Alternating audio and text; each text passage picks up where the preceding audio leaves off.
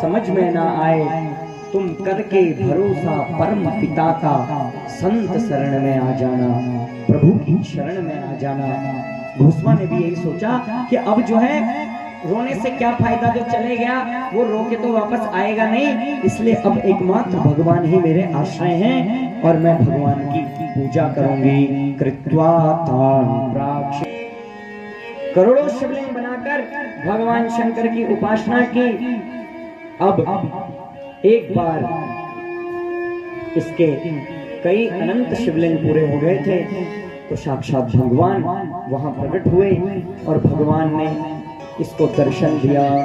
सुदेहा तावदस्यास्तु स्पर्धा उग्राम चकार सा, प्रथमं शीतलम तस्या हृदयं यस्वत्नः। भगवान वहां इसकी प्रार्थना से प्रसन्न हुए और प्रार्थना से प्रसन्न होकर भगवान भूष्मा के समक्ष खड़े हुए और कहा कि मैं तुम्हारे पुत्रों को लाकर देता हूँ। पुत्र को लाकर जीवित खड़ा कर दिया, लेकिन पुण्य के प्रभाव से पुत्र को तो जीवित कर दिया, लेकिन ये भूष्मा जो थी ये इतनी वैराग्यवान हो चुकी थी कि कहने लगी कि अब जो है जीवितम तम सुतम।